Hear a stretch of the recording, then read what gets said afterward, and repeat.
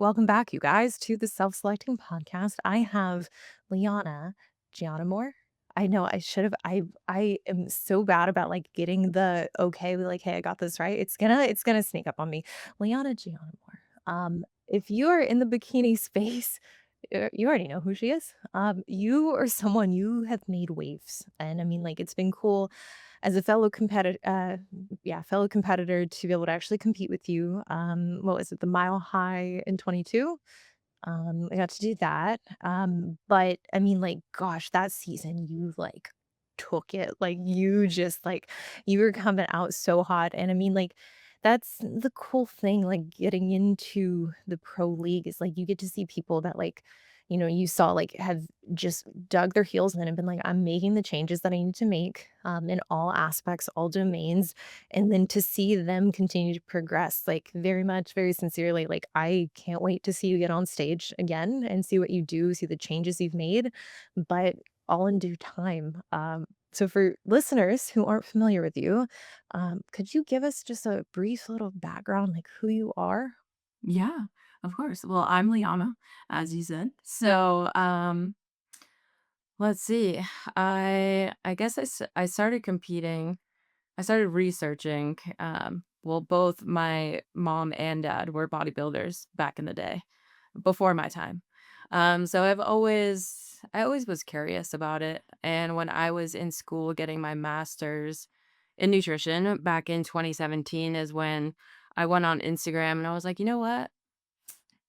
I wanna do this. So I started, like, researching coaches, and, I started competing my first year in 2018, and it took me 2 years. I turned pro in 2020, and that's when the whole world shut down, so I like to call myself a quarantine pro because I got my pro card in Pittsburgh in a tent with no spectators, like, it was only the judges. It was definitely a surreal experience, but one I'll never forget. Um and then, I took a year off and I came back in 2022, and that's what you said. Like I think I did 8 shows that year. It was a long year, but it was a rewarding one as well too. And, then competed again in 23, 24. But as I was competing, also coaching as a bodybuilding coach, a lifestyle coach as well. And then in 2023, I actually went off and started my own company, Amore Athletics. And I still coach bodybuilding and lifestyle clients as well too. And I've been doing that, like I said, since 2023. And yeah, here I am. Here you are. You're absolutely killing it, and I mean, like, to see that kind of commitment, I wanna go back to when you turned pro, because, I mean, like, you're at a time where, like, a lot of people, they kinda took health and fitness and, like, put it to the side. We're like, "Okay, well, gyms are shut down," and, like, you were like, "No, like, I'm making it, like, I am taking it to the next level." What was it like, the transition? I mean, like, actually turning pro, um, I mean, like, going into that show, like, was that obviously, it was the goal, but, like, where was your head at that point as a competitor? What, like, we're talking 5 years ago? I mean, Wow, that was 5 years ago. Um, so I remember starting that prep, obviously, before COVID happened. Um, I don't even know what our first show was on the books, I truly don't remember, but, um and, like, no gym like, I didn't have access to any gyms in my area. I remember going outside and doing cardio, outside. It was in the peak of winter too, so there was snow on the ground.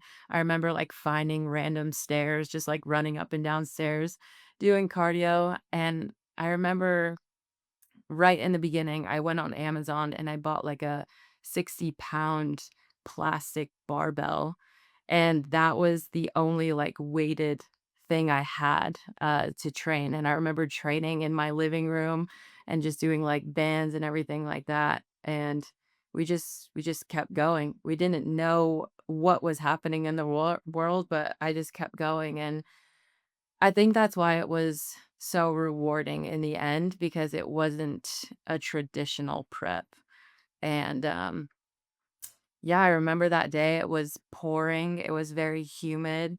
We were all backstage in a tent. It was like really intimate. I really loved it. Um, but yeah, I remember being so nervous.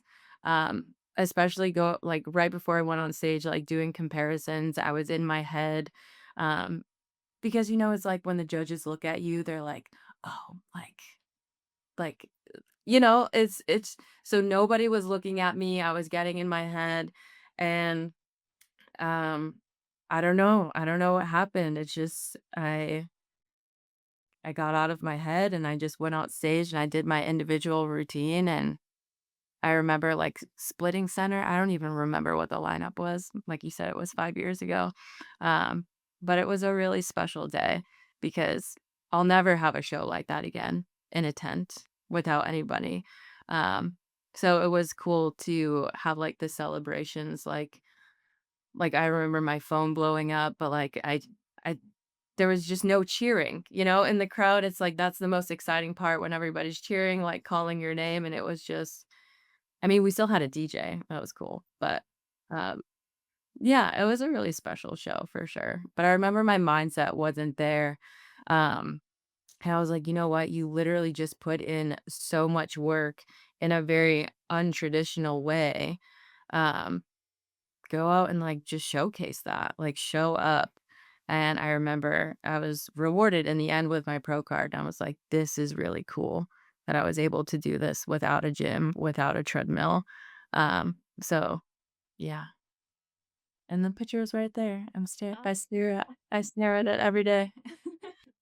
It's it's amazing, to hear someone with your stage presence and is seemingly the confidence that you bring to stage because, I mean, like, I'm sure you've been told this by coaches and by athletes is like, Girl, you have the it factor." Like, you get on stage and you own it, and that's something, like, I think people can get better at and, like, kind of believing, but, like, some people, they have it, and it's like you captivate the audience, and that's something, like, it's been so fun to watch with your competition journey is, like, you're posing yes, your presentation, it's gotten better, but to see, like, the level it's at now, it's like, that's gonna be really hard to compete with, and that's exciting. That, like, raises the standard for presentation in, like, a non-conventional way, like, I love that, and I mean, it's amazing to hear that, like, even at that show, you were like, "Why am I so, like, absent? Like, I'm not here, like, where my feet are. Like, why am I so worried about, like,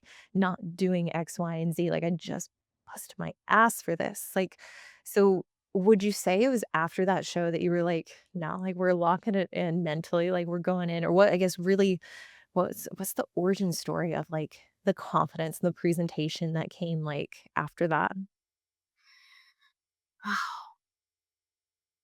It's actually really funny that you talk about stage presence because I made a post. I'm gonna post it tomorrow. It's like the evolution of the hair flip. So I went back to every single pro show that I did, just like me doing my hair flip, and that's like the f my favorite, movement, I guess, or pose to do on stage.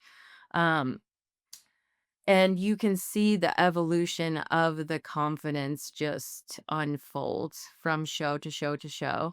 Um, and I think in the beginning, I stepped on my first pro stage and it's like you're at the bottom again. You have to build a name for yourself just from the ground up. So like you're starting from the bottom. And I remember my first pro show, I got 15th place. And I was upset, but I remember telling my coach, like, 5 days later, I'm like, "I'm doing Pittsburgh Pro." And I remember, even I was telling the girls backstage, and they're like, "You're doing Pittsburgh Pro, like, that's a very prestigious stage." But in my head, I'm just like, "Okay, but if I'm going to step on the Olympia stage one day, I'm going to be up against that caliber of athletes. So why am I going to" like, challenge yourself, like, step on those scary stages, and I remember getting 4th place at Pittsburgh Pro, and I was like, "Okay, I do have this, I do have it." Um, that really built confidence, within, but, like, I didn't let that 15th place bury me. Literally 5 days later, I stepped on stage at Pittsburgh Pro, and I was just like again, like, right before I step on stage, I'm just like, "You worked so hard for X amount of weeks, X amount of months. This is your, 20 seconds to shine and showcase all of it. Like, bring it and, give it that sass." Because it's like, yeah, you can practice posing, but the more and more you practice it, the more and more you put your spin on it, and, like, yeah, I was just like, "Well, I'm here to show up, so, like, let me showcase that in my posing," and it's kind of like fake it till you make it, but, yeah, I don't know, I felt it, like, I embodied that confidence because I was just like, "Leave the fear backstage, you just have 20 seconds to just bring it." And I think, the more and more you step on stage, the more and more, you're confident, but right before I step on stage, I still have those jitters, I still have that fear, but, I kind of just, like, do a little meditation guy, put all the fear aside, I let that go, and I'm just like, "Bring it."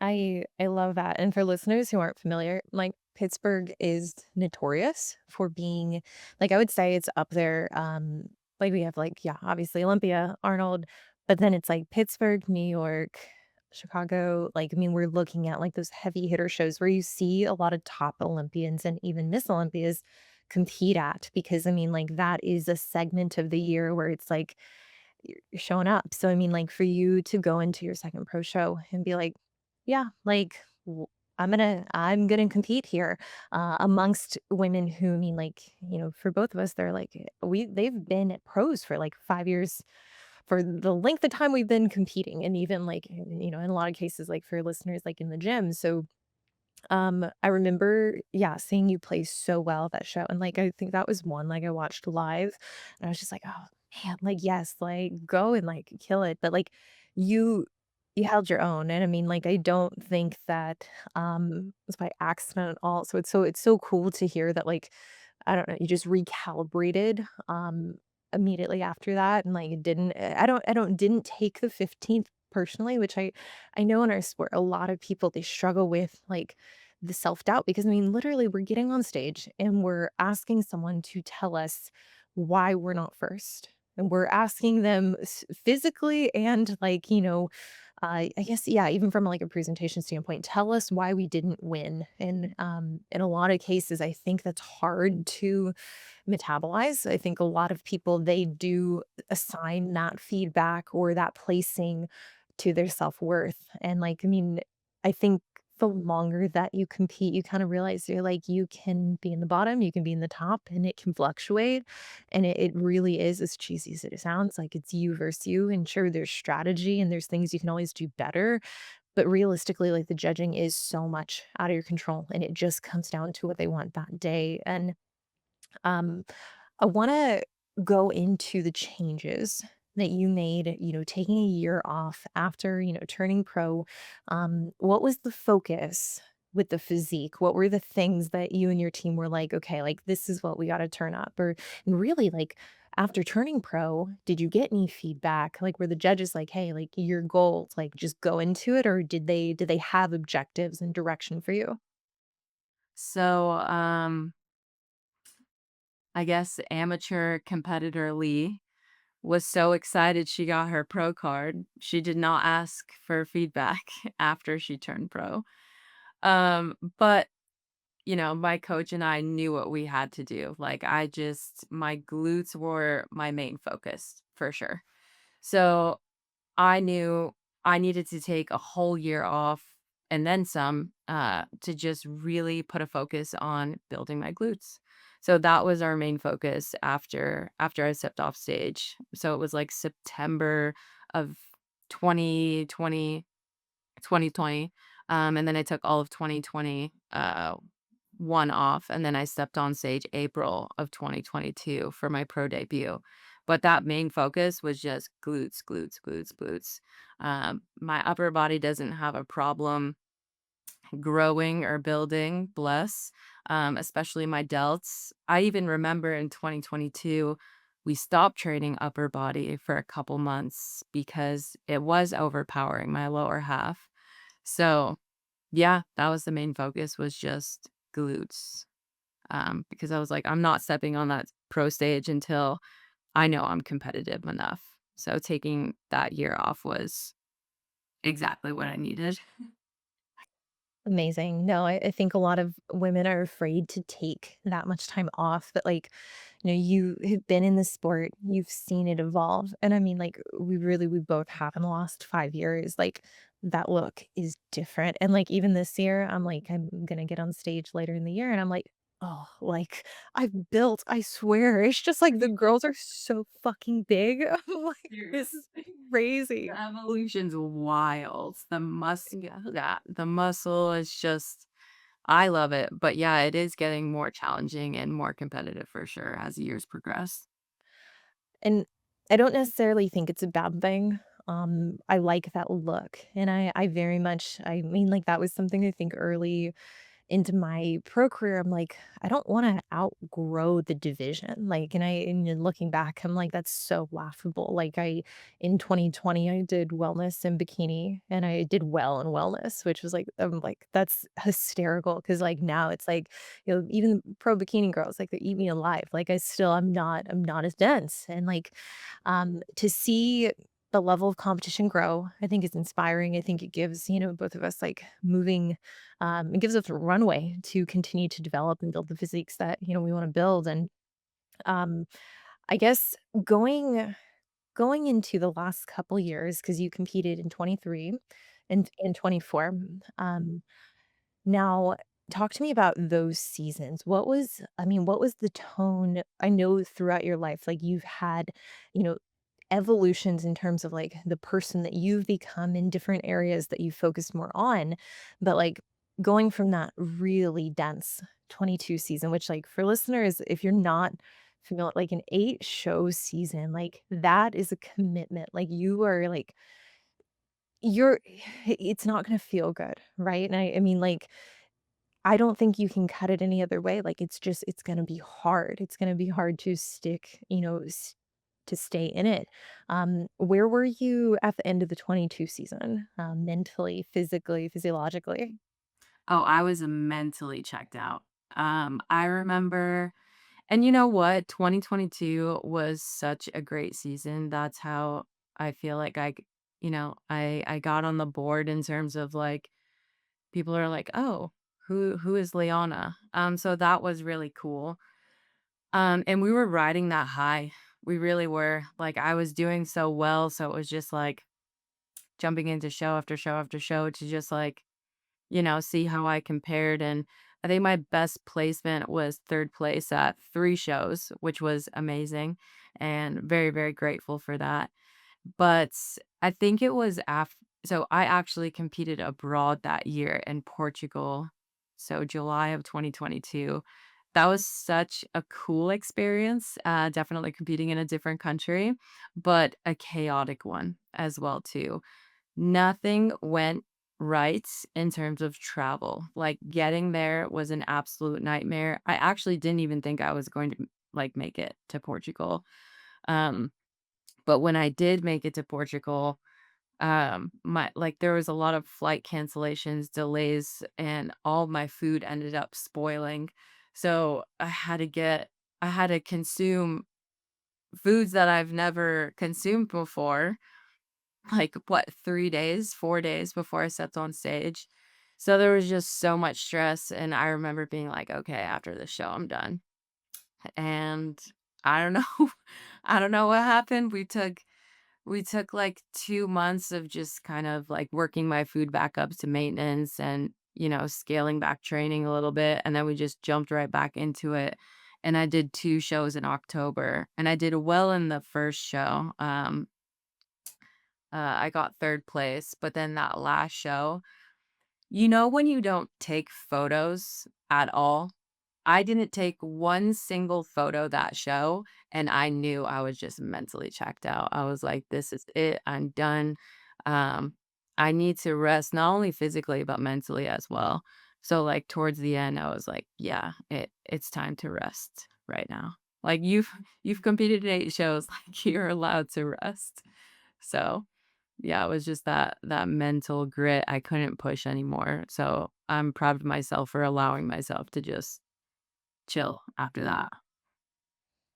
Well, and I think that speaks to, just the kind of person that you are, like, being able to tap into, those feelings, and I say this a lot is like the disassociation in bodybuilding can be such an asset, but it can also be the bane of your competitive career. And like there are times where disassociation, compartmentalization, that can very much help you. And maybe it is appropriate, but also knowing that, I guess, being able to recognize, like, when it's too much and when you're not honoring yourself and when you're not regulating, you're not I think of it more like self-parenting is like, okay, when is it starting to become, like, abuse and, like, you're just, like, beating the shit out of yourself, and I think that's one of those intangibles that in competing, like, you have to be able to kinda, like, ebb and flow between, like, when is it time to, like, ask a little bit more of myself, and then when is it time to really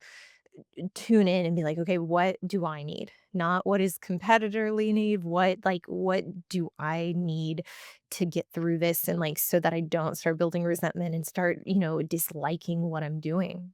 Yeah.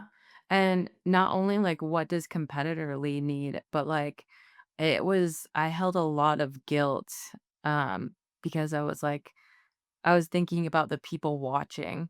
I was like, I can't stop now. Like everybody's rooting for me, everybody's cheering for me to get this Olympia qualification. And it's just like, Lee, it's like your first pro season. Um, Although it would be amazing to get an O qualification, like, you really need to check in and, like, take care of your mental health right now. So, I was able to, like, rid that guilt, pretty quickly, but, like, that was a hard decision for me, not only for myself, but, like, everybody who was just cheering me on. I didn't wanna let anybody down, but I was letting myself down by just not checking in with myself mentally.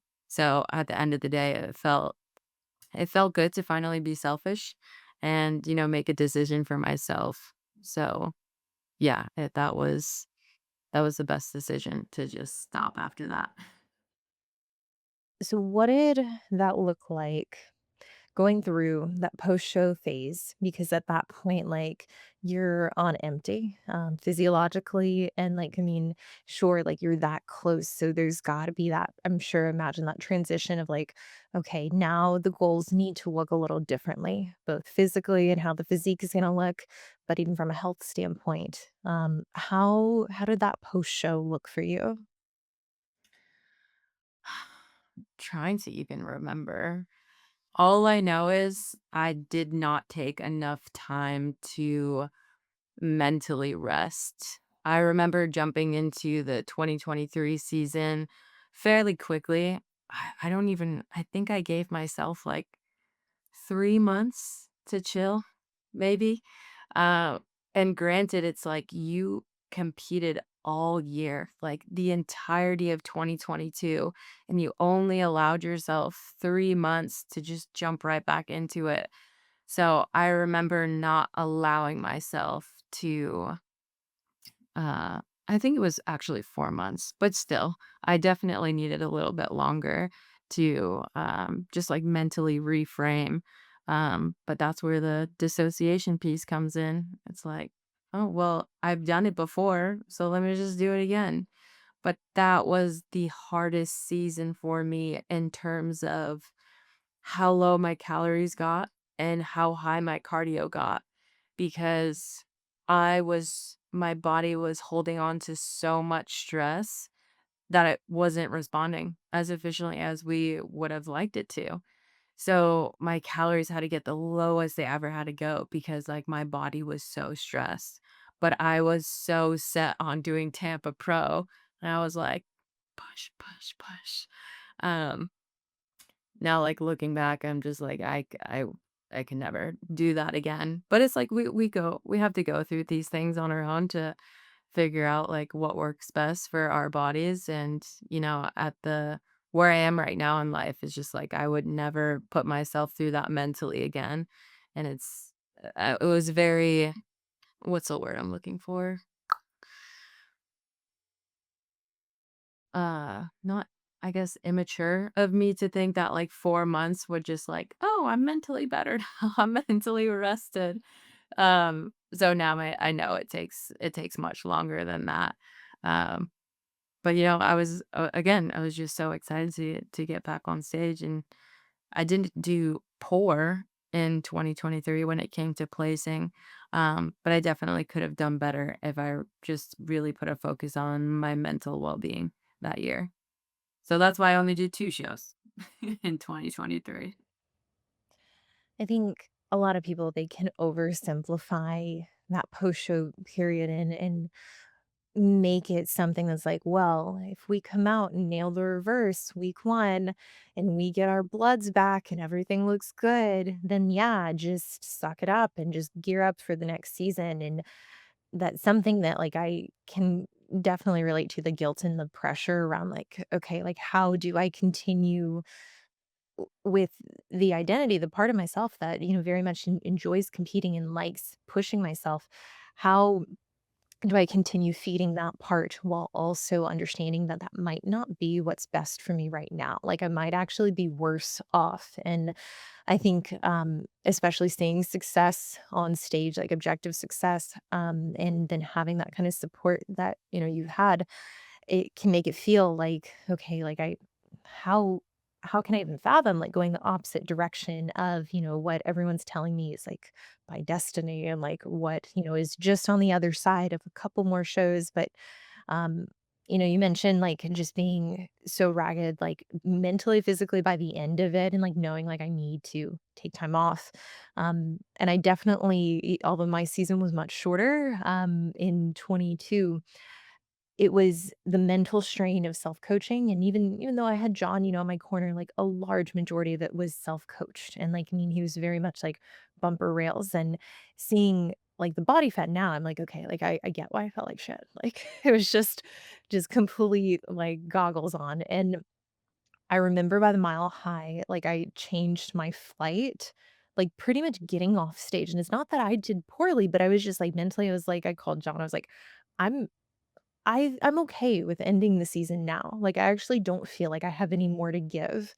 And as much as, like, going into those shows, I was like, "I think I wanna do, like, 5, 6 shows, and I can, like, time them. They'll be, like, 1 week apart, 2 weeks apart." But it was, like, that drag of, like, the Night of Champions, then to the Mile High being, like, a 5, 6 no, it wasn't 6, maybe 4 or 5 weeks, that holding that conditioning, like, and also just being very just too lean, like that really, really crept up, and I think, for a lot of athletes, they can, map out these timelines and these plans, and they're great in theory, and they make sense, but in, like, practicality, it's like, you gotta pay down that debt at some point, and the more that you try to ignore that, the more it catches up with you, and seeing it catch up with myself and seeing it catch up with clients, like, post-show, I mean, like, that I know is just so rough for people, and um, going back to giving yourself not enough time, what what did that feel like mentally for you in that phase, in that 3 to 4 month gap where you're like, like gearing up for the next season, but like still kind of like imagine like pushing some of those feelings down? Mhm. I remember it was I experienced extreme low frequency, vibrations during that time. Like, I was sad, I was lost. I remember secluding myself for almost the entirety of those 4 months. Um, I didn't have energy to talk to anybody. I didn't like, I don't even know where my motivation went. It was just it was a very lonely time, I remember. And then in my head, past versionly, I was like, "Oh, how I get out of this is just going back into another bodybuilding prep." Like, then I'll be able to see the light again. It'll fuel my fire again. Um, a very another immature way of thinking, but, um, again, it's just like that dissociation. It's like, "Oh, like, let me get back to it." Because in my head, it's like, all I know is bodybuilding. Like, that is my life. Like, I don't know anything other than that. And I think now, uh, you know, the just the it all of 2024, it's like I am so much more than bodybuilding, and I'm really happy I evolved from that mindset. But it could be a really dark place thinking that, ending a season and jumping back into another one is what's going to bring that happiness and light back into your life, and that's just such a skewed way of thinking, but that's literally all I knew at the time. So, I remember it being, uh I was very lost. I remember being very lost during that time, um, and I also wasn't in Colorado either, so I felt like I didn't have like, anybody to lean on either, so that's what I mean by, like, super, very secluded, um, so I kinda was just, like, in my head for those 4 months, um, and I was like, "Oh, yeah, how I got out of it, let's jump into another breath." And, that's when it came crashing down, um, because, I walked through it having such immense stress. Your body's not gonna respond. So, I've never seen my calories get that low before, I've never seen my cardio get that high before, but I had to do what I had to do to, get the look that we wanted, get the condition that we wanted, but I'm like, "Wow." When you step out of it, you're like, stress wreaks so much havoc on the body, and it's crazy how it could push, and it's like sometimes you don't even know that you're stressed, and then you get your blood work done, it's like, "Oh, that's very eye-opening." So, yeah. I think you touched on, like, the quantitative, but the qualitative so well there with coming out of that season in 23. So you did the Tampa show, and then what was the other one that you did? In 2023, I did Chicago Pro and Tampa Pro. Okay, that's right. Mhm. So again, like two big ones, two ones that like I mean carried a lot of weight. And with that, coming out of it, so at the time you were still working with Dylan, right? Okay.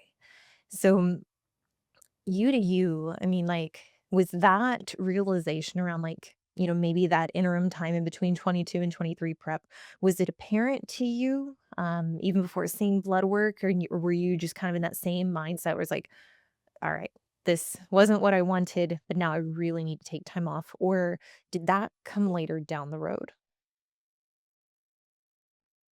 I think I was just so dissociated that I didn't realize it until I came out of it, truly. Um, I think maybe deep down, I knew I shouldn't have, stepped on I knew I should have given myself, more time. But again, it's just like it's that excitement, and then it's the hype from your coach, and it's, the everyone else, asking like, "Well, when are you stepping on stage next?" And it's like, "Well, I have to." But I never tapped into myself, and I asked myself like, what does Liana need right now?" So I think it's when I ended 2023, I was like, "Okay, now you must focus on yourself, take care of yourself." So, maybe deep down I knew, but, like, I pushed it away. I think I can definitely understand where it's hard to, come to that realization because that part of bodybuilding, I mean, like, it's just so engulfing, and I mean, it takes so much of you, and the way I describe it to people is, like, for me, the feeling of fat loss, like, I truly associate it with being high and, like, not fun high, like, it's you're high until you gain body fat, and, like, even then, you're just, like, hoping for those moments where you get some relief, but it's just this hum of discomfort that, like, I know some people, they just push it down. I was that person too, but, like, I think it's important for listeners and amateur competitors, prospective competitors to understand, like, For some people, I can't say everyone, but, like, that discomfort is, like, the minimum buy-in, and especially as the division gets more competitive, it's like, if you have a deficit in terms of muscularity, that might mean, like, having to get lean enough to compensate to stack up with the look where you have total visibility of the tie-ins, and sure, there are better ways to do it, but, like, in my experience, like, even in 22, like, that prep, I feel like was executed as damn near perfect as could have been, and even then, it's still, like, it's still gonna hurt, and it's still gonna cost you, emotionally, mentally, and it's going to take from you, and I did an episode with Alberto Nunez not too long ago around, like, really understanding and grieving that what feels like an identity loss afterwards, because it's like you have to accept that that can be part of you, but that can't be the centerpiece right now, and there might be more important things that you need to give attention to, and ultimately, you might be a better competitor for doing that now. Mhm. No, I 1,000% agree, and that's why I'm like, "Okay, taking all of 2025 off to really not pour into myself, like, first and foremost, but also, like, pour into my business too." That's my baby. So and there's just so much more to life, and it's really cool to have that come to fruition. Like, I am so much more than bodybuilding, but that was, like, a hard identity. Like, that was a hard thing to grasp for me.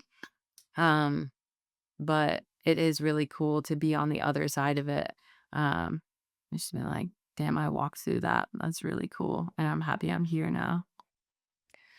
I wanna segue into business because I think that's I mean, like, I light up just, like, hearing you say that because that very much was where I was at last year. I finished nursing school in March, and I felt like just this huge weight come off of me, but this motivation and this drive, and so many people told me, they're like, "Now you're done with school, and, like, now you can compete," and very much, like, that was kind of the narrative I was pushing is like, "Yeah, once I'm done with school, I'll get back on stage."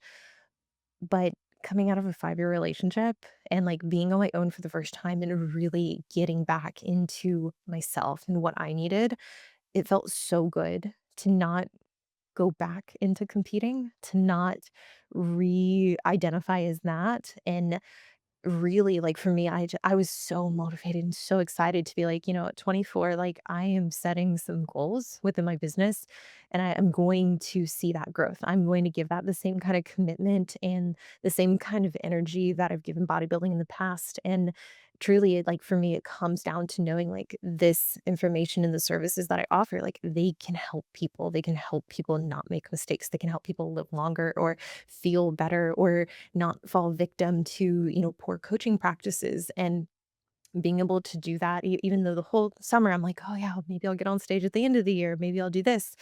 And it's just like that goalpost, it just kept getting pushed further and further down the line, but, like, looking back, I'm like, that was so rewarding to be able to do that and do that for myself, and also spend that time working on not necessarily loving my body at its leanest, but embracing different things that I need as an individual, which I think can sound very backwards for, like, professional bikini competitors and be like, "Wait, like, but when are you gonna get on stage again? Like, when are you gonna compete? Do you think you have enough muscle? Do you think you're gonna, hang in the ranks?" And it's like, I I love the awareness that you have and that you share with all of us, around, like, protecting what you've developed and what you've worked on internally.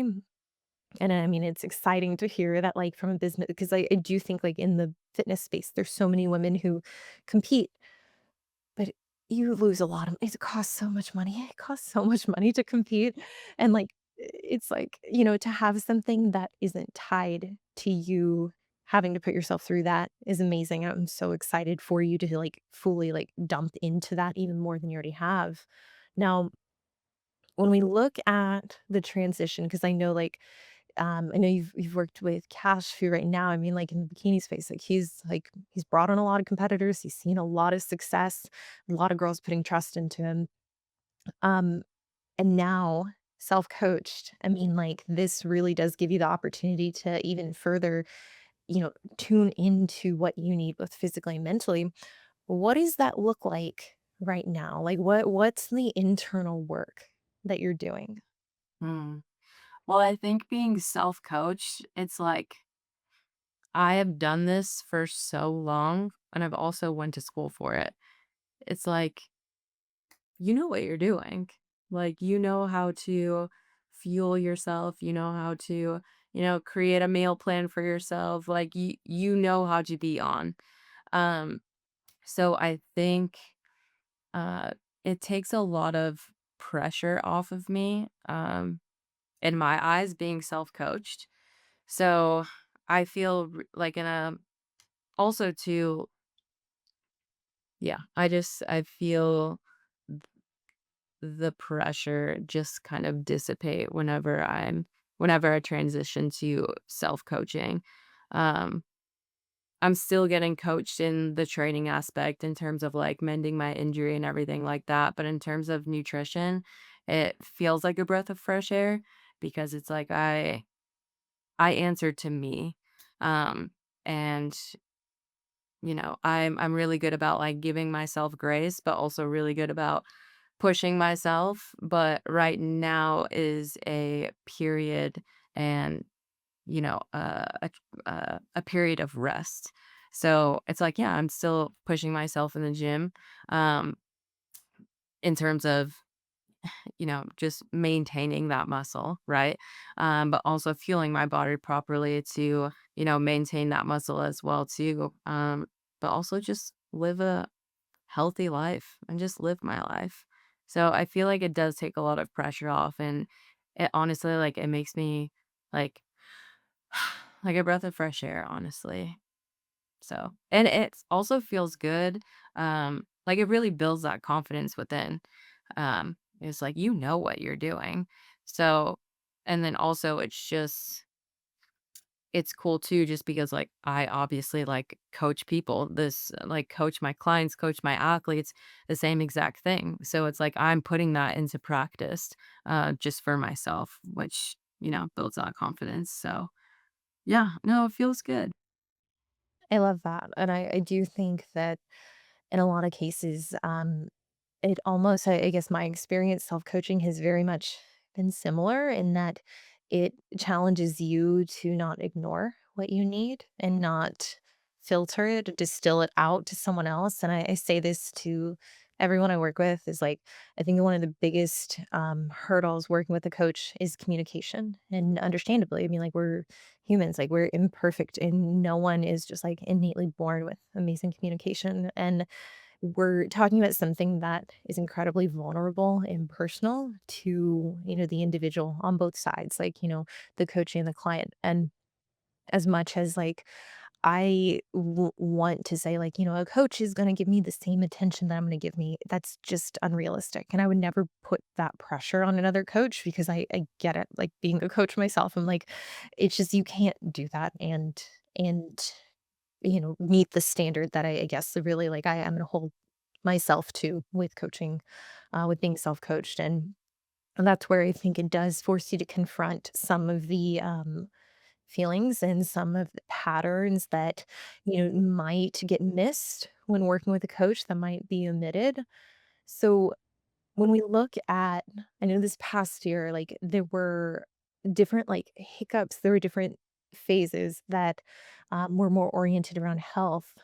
Do you, I guess, have you gone into the specifics around that? I know largely like there were gut health issues. Mm. So gut health was actually back in 2023. So after I got off stage, in 2023, that's when, my body wasn't responding great. I actually signed on Matt Cusano, bless his heart. He's a gut and hormone coach, but like also was my mentor for a prolonged period of time. And we went through this like extensive gut protocol, and that's when I not only did a GI map, but I also got my blood drawn, and that's when my cortisol was at, like, it was a 27.9.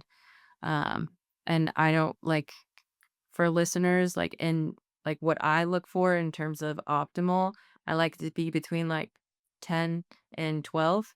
So for it to be at almost 28, it was extremely eye-opening, and I'll never forget, he said, your stress levels are the equivalent of you standing in a bonfire all day. Like, you just know how like, you're just in constant fight or flight, and you don't know anything outside of that. That's your norm. That's what you're comfortable with. And it was extremely eye-opening. I was like, "Damn, I have some work to do." But it was really cool. In just 4 short months, I took my cortisol from a 27 all the way down to a 6, which was I don't even I don't even know. But I was really on purpose and intentional about taking care of my mental health, and I think that's why I put such a big emphasis on stress management within my company because I walked through it. I know what stress can do to the body, not only for the mental side of things, but also digestion wise. So, um, stress management, I hold top priority, high priority with Amore Athletics. And all of my clients know that we build like an arsenal. I like to call it an arsenal of things that, you can pick out of whenever you're feeling like heightened bouts of anxiety or stress. And it's like you pick out of this arsenal of things that can bring your nervous system down to a balanced state. And you keep picking out of it until you find one that clicks and works. And everybody's arsenal is different, whatever resonates with somebody. But I was just really on purpose about trying to like doing all of the things mentally, emotional, spiritually to, bring those cortisol levels down. And I'm really, really proud of, what I was able to accomplish in just 4 short months. So, yeah. No, it's incredible, and I think when you have, like, quantitative data like that to demonstrate, like, "Yo, like, this isn't a joke, like, I have to get a hold on this because, like, I am not living my life, like, I'm surviving, I'm fighting for my life, and this isn't, like I mean, like, you're way too young to, like, feel that and to carry that burden," and I think, one of the things that I feel like in a contest prep is such a hard line to toe is stress management, fatigue management, and sure, like in the objective sense, like, okay, making sure that your deficit is appropriate, making sure that you're not indulging in things that are also aiding to your stress. But I guess how do I want to phrase this? When you're confronted with that, um, what was the initial, like, strategy game plan for you? I mean, like, was it like, "Okay, I might not buy into some of these things, but I'll try it because I have to try something." Was it just a process of elimination, or did, I guess, yeah, really the mindset initially attacking stress management, for yourself, what did that look like? Yeah. So there was, Matt will tell you, there was big resistance at even starting this gut protocol because I just got out of a prep and now I'm going to go into a gut protocol, which is just another really intense, strategic, and strict meal plan. I've never been on a meal plan my entire life. And now when somebody is telling me what I have to eat for breakfast, lunch, like I think I did 4 meals a day. Um, and it was funny in the beginning too, because he told me that I had to give up gluten. And I was like, you're asking an Italian to give up gluten, right? That's blasphemy. But it was actually a lot easier than I thought it was gonna be. So, I feel like the food was a big one just because I remember, like, food was definitely a comfort mechanism for me. So it was nice to have like, I didn't see the strictness as, restrictive. I saw it as, "This is what's going to help me." And having that accountability from a coach and also like following this meal plan, I know this nutrition and what I'm putting into my body, it's going to aid in my cortisol dropping, but that's just one part of it. I took the mental, emotional, and spiritual things into my own hands. He did give me tips and tricks. It's like go outside and like go for walks and formulate a nighttime routine, like minimizing screen time before bed, and all of those are great. Um, but I feel like I was already doing those things, so I felt like I needed to just, like, crank it up a little bit or just, like, trial and error different things, to just help, and, I've never been one to I've always would just, like, wake up, so I never had, like, a morning routine, and now I'm, like, team slow mornings, like, all the way, because I used to be the type of person that would roll out of bed and just, boop, right here, sit on my desk and, like, start working. So, really allowing myself time for me. Like, I'm just so busy pouring into everybody else that I neglected myself. So, I was like, "Okay, what does pouring into yourself look like? What does self-love look like? What does showing up for yourself look like?" It doesn't just mean like training and nutrition, like it also means the mental side of things. So, formulating a morning routine was really lovely for me, and it was hard at first because I was thinking about everything that I had to do and like all of my clients, and it's like they're gonna be there. They need you to take care of yourself first so you can pour back into them. You can't pour from an empty cup. So just really finding ways to pour into myself. And I think, really formulating a morning and a nighttime routine really helped. Um, and just being selfish and like learning how to say no and being comfortable with like staying inside and not doing like every single event or every single outing. And now I love it. Like I love being with myself and, you know, it's my favorite thing to do. And I think that's why my space is so important to me because I spend a majority of my time because I do work from home, but environment and ambiance is essential to me in order to kind of fall into that calmness. So, creating my space for my nervous system, I guess, like having my plants and having my candle and like, my work blanket. So it's just like all of those little things like really help me fall into myself and really help my nervous system just drop into a really calm and balanced state. So, I love that, and I mean, there's so many directions I wanna go here, but I think a lot of people can assume that, like, by stress management, they can loop that into, like, okay, that just means journaling, or it means doing yoga or doing breath work, and surface level, I feel like that's just such I feel like it is oversimplifying it because truly I didn't see being someone who has struggled managing stress all my life and identifying as someone like, oh, I'm very anxious and I'm very high strung and I'm very wound up. I found that even like those sentences, like those statements that I was making about myself were just perpetuating that cycle and that belief. And it wasn't until I mean, frankly, getting out of an environment that was very stressful, um, being able to set boundaries around like, here is the amount of work that I will allow myself to do, and any more is abuse. Like, and I mean, like, yeah, the word people will get all, bent out of shape about it, but like, I started treating it very much like, hey, like, I'm not taking care of myself. And that's what these excessive bouts of imbalanced are, manifesting as is it's my way to demand more of myself than what I can actually handle.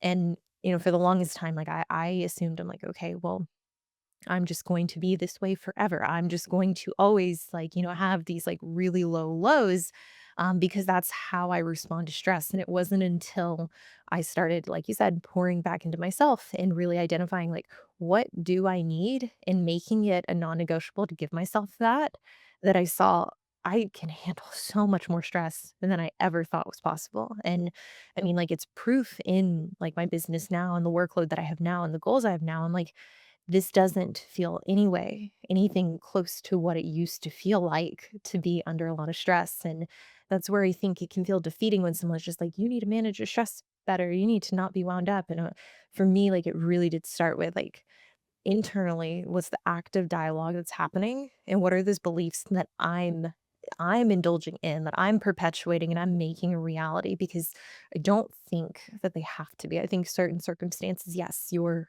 locked into them, but there's autonomy and there's power and there's self-love in getting yourself out of those situations, even if not completely, even just setting boundaries for like, hey, this is the level of care I have to give myself. And that's like the what are we like for Maslow's, like, that's the number 1, like, past that, everything else is modifiable, and I love that you've, like, embodied that so much in your coaching and then in your own practices, and, I hope listeners can kinda take, this part of the conversation and really look at it from an abstract sense. It's like, yes, like a routine might be literally the actionable, but what's going on in that morning routine or in that nighttime routine or in your commute, in your decision making that is heightening your nervous system? And do you actually have control over it? Because I think a lot of people have so much more control than they realize. And I think once you take that power back, you realize you're like,